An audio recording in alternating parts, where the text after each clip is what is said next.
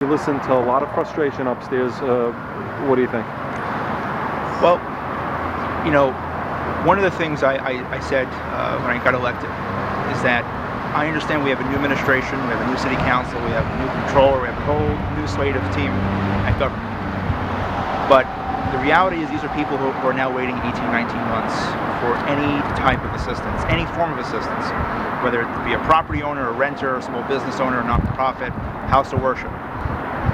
And I just want people to understand that we need to increase the sense of urgency, and that no one here asked for Sandy, but we did ask to become elected officials. And therefore, we now own this issue, and we have to come through. There's been so much money allocated to the impacted areas. And the question that the controller asked tonight, where exactly is it? I chaired, I'm the chair of a new committee in the council called Recovery Resiliency that's designed to also investigate why has there been a lack of progress and how can we better prepare against future storms. And at my March 31st hearing, I'll never forget, that was Amy Peterson's first day in the job, so to her credit, she stayed the whole hearing, and she's new. But we learned that only 3 property owners citywide out of 22,000 plus applicants for Build It Back got money. $80,000 total, compared to over $9.1 million to consultants. So we're paying $9 million to help 3 people. It is outrageous, and we have to turn that ratio around. And that is why meetings like this, oversight, we're having the controller now. The controller is a powerful position that has the power to audit, has the power to review city contracts. He has vowed publicly tonight he will audit every penny of money that has gone through Build It Back to see where it's going. My committee will continue to hold the administration accountable and highlight areas that are in desperately need of further assistance. I made it clear tonight, even if you rebuild homes, which we want the homes to be rebuilt and repaired, what are you attaching them to when the sewer system is broken?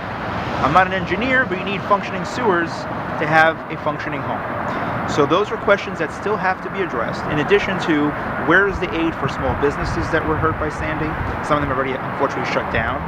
Where is the aid for houses of worship?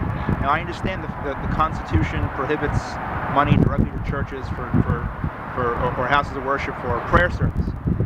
But let's not forget that houses of worship acted as the immediate safety sanctuary for families. They gave them food, they gave them water, they gave them blankets, batteries, you name it.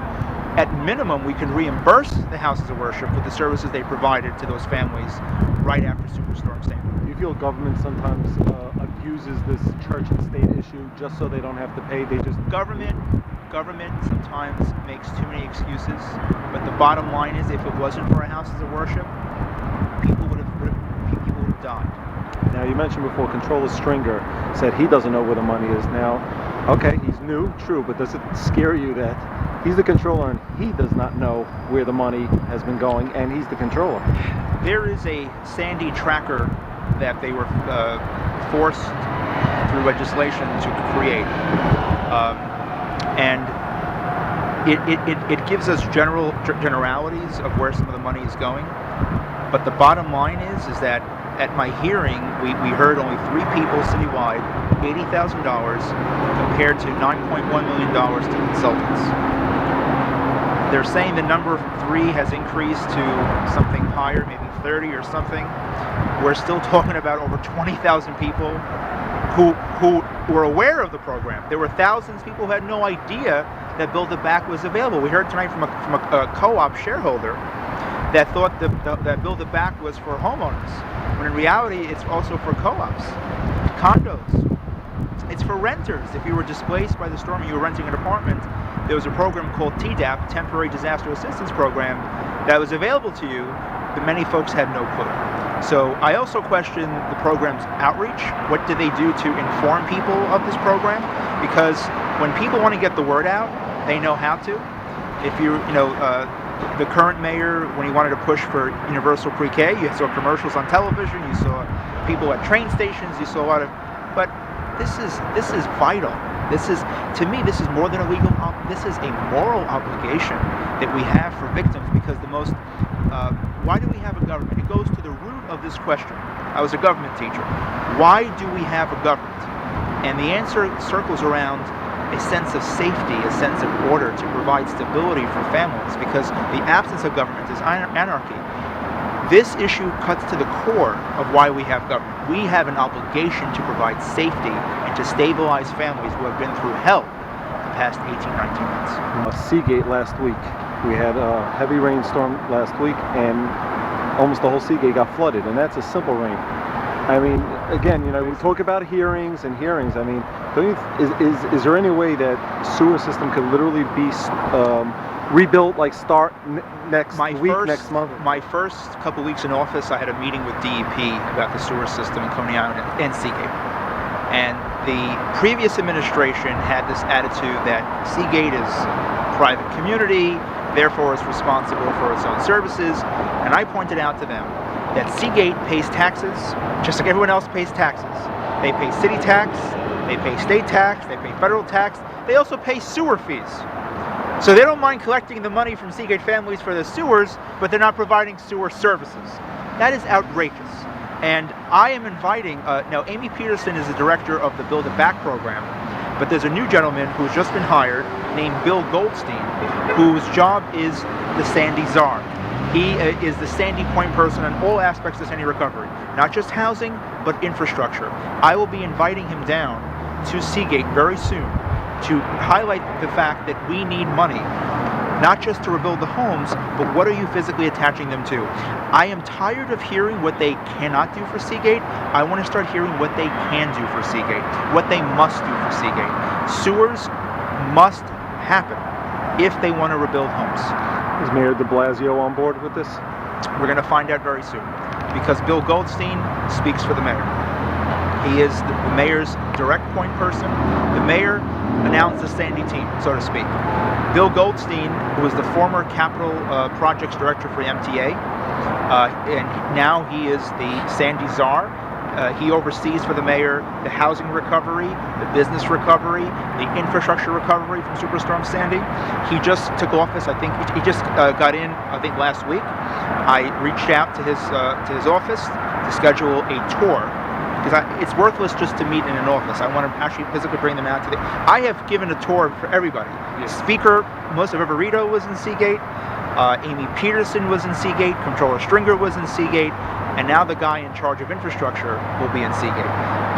We're not going to stop fighting and pushing until we get a commitment. Now, also I want to say that I have been in touch with Senator Schumer's office, because this is going to require their assistance as well.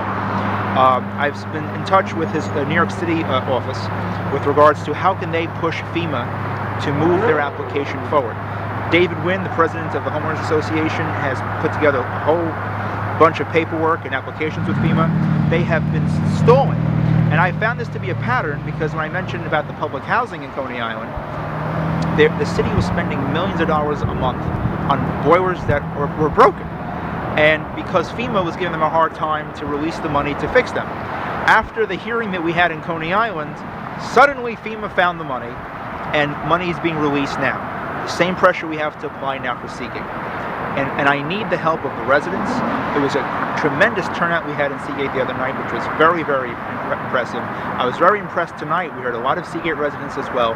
And I asked Seagate residents to continue to speak up. I know that they've lost faith. I know that they've lost patience. Hold on to that faith, because I need them.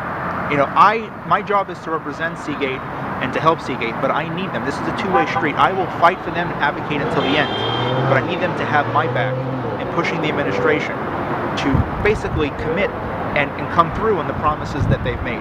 I keep hearing, if you hear the same thing, that we're not going to stop until everyone's helped and everyone's assisted.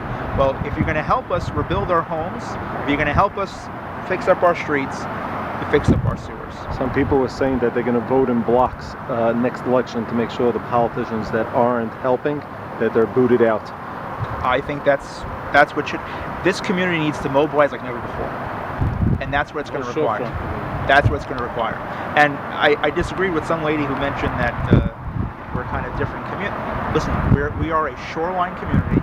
That storm did not discriminate whether you were a homeowner or a renter. It hit everyone.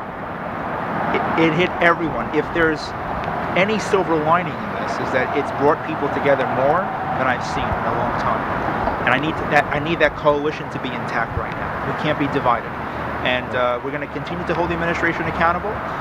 Hearings and words and presentations must turn into action. I don't want to be here 4 years from now going through the same thing of just hearing. I want to start seeing action.